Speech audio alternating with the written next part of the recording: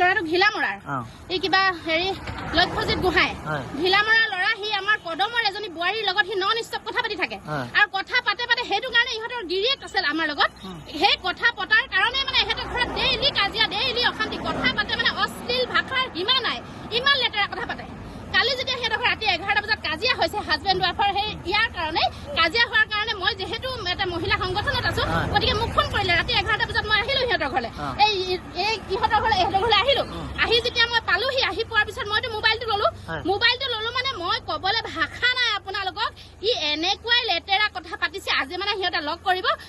ঘিলামৰাৰ পৰা আহি গোগামুখত লগ কৰিব গোগামুখত লগ কৰি সিহঁতি দুইটাই ৰাতি থাকিব দুইটাই ৰাতি কটাব সিহঁতি ৰাতি ফূৰ্তি কৰিব সমাজখনত কি হবলৈ গৈ আছে পৰকীয়া প্ৰেমৰ পৰাই এখন ঘৰ ভাগি গৈছে পৰকীয়া প্ৰেমৰ পৰাই গোটেই মানুহ মানে নিজৰ সন্তানক মাৰিবলৈ মানুহে কুণ্ঠাবোধ কৰা নাই তেতিয়াহ'লে এই ব্যাধি যিটো আমাৰ সমাজত যিটো মানে প্ৰচলিত হৈছে এই ব্যাধিটো কেনেকে আঁতৰাব লাগিব গতিকে আমি এতিয়া লৈ আহিছো এখেতক বগীনদী আৰক্ষী থানাত আমি সমজাই দিম প্ৰশাসনে কি ভূমিকা লয় নাজানো কিন্তু এই প্ৰথম আৰম্ভ যেনেকে কৰিছো এনেকে কিন্তু সমাজত প্ৰত্যেক দিনে আমি এনেকুৱা পৰকীয়া প্ৰেমিক তথা পৰকীয়া প্ৰেমিকাবিলাকক ধৰি আমি যেনেধৰণে ব্যৱস্থা ল'ব পাৰো তেনেকে বিহিত ব্যৱস্থা আমি কৰি যাম আজি তেখেতৰ ঘৰটো ক'ত ঘিলামৰা কি নাম বুলি ক'লে লক্ষ্যজিত গোহাঁই বিয়া পতা নে বিয়া নাই পতা ডেকা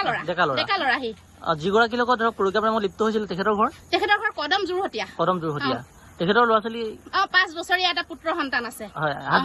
হাজবেণ্ড আছে গিৰিয়েক আছে কিমান দিনৰ পৰা চলি আছে এইটো ইহঁতৰ বহুত দিন হ'ল মাজতে অলপ দিন ই হায়দৰাবাদত আছিলে মানে মহিলাগৰাকীৰ গিৰিয়েক হায়দৰাবাদত থকাৰ কাৰণে ইহঁতৰ হেৰি হৈছিলে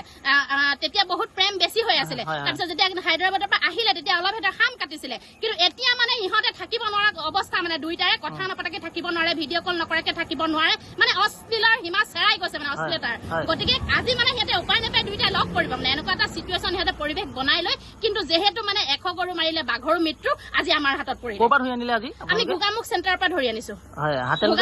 একদম হাতে লুটে মানে মানুহজনীও মিলিব লগ পাবলৈ গৈছিলে নেকি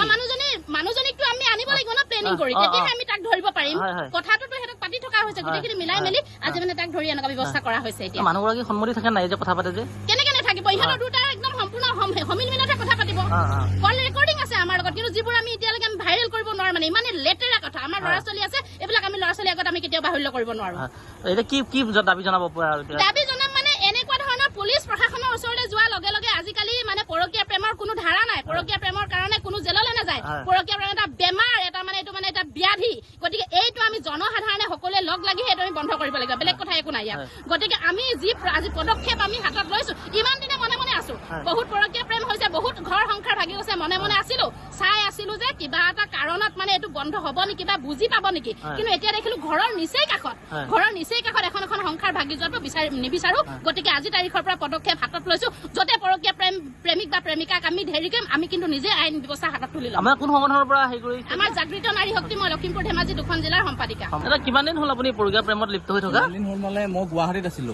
গুৱাহাটীত থাকোতে তেওঁ মোলে হাই বুলি মেছেজ দিছে হাই বুলি মেছেজ দিয়াৰ পিছত মই তেতিয়া কৈছো কোন হয়নো আপুনি তেওঁ তেতিয়া ক'লে মই তেতিয়া নম্বৰটো দিলো তেওঁ মোলে ফোন কৰিছে তাৰপিছত এই দাদাই গম পালে দাদাই মোক ফোন কৰিবলৈ কোৱা নাই মই ফোন না কৰা কালি মই হাই কি কৰিছানো বুলি মেছেজ এটা দিলো ফেচবুকত অনলাইন দেখি পিনি তাৰপিছত তেওঁ ক'লে তাৰপৰা তেওঁ মই নম্বৰটো দিয়া নাই মিছা কথা নকব আপুনি মই নম্বৰ দিয়া নাই নম্বৰটো ডিলিট হৈ গ'ল বুলি কৈছে মই নম্বৰটো মুখতে কৈ দিছো ফোনটো লাগি থাকোতে হোৱাটছএপত কথা পাতি আছিলো তেতিয়া তেওঁ নম্বৰটো টুকি পিনি মোলে ফোন কৰিছে তাৰপিছত কথা পাতিছো অলপ বেয়া বেয়া কথা অলপ পাতিছো বাৰু না পতা বুলি নকওঁ সেইটো হয় বিয়া পতা বুলি জানেনে বিয়া পতা বুলি জানো মই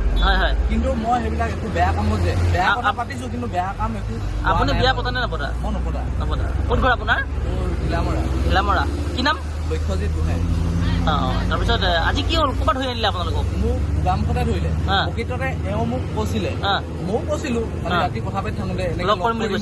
তেওঁ এতিয়া জেগা মেনেজ কৰিলে মোক কৈছে মই আহিছো মানে তেওঁ গোগামুখতে লগ কৰিম মই আকৌ মোৰ লখিমপুৰ ফুলবাৰী এজন মোৰ ল'ৰা আছে লগতে আমি ডিউটি কৰা মোৰ ল'ৰা এজন আছে সেই ল'ৰাজনে মোক মাতিয়ে আছে মানে ঘৰলৈ মই 2 তাৰিখে আহিলো তেওঁ মোক মাতি আছে মই তেওঁলোকৰ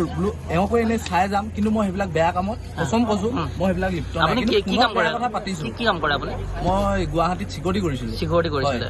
আপুনি বিবাহিত বুলি জানে বিবাহিত বুলি মই তেতিয়া গম পাওঁ প্ৰথম তেওঁ মেছেজ কৰিছিলে নেকি তেওঁ হাই বুলি মোক মেছেজ কৰিছে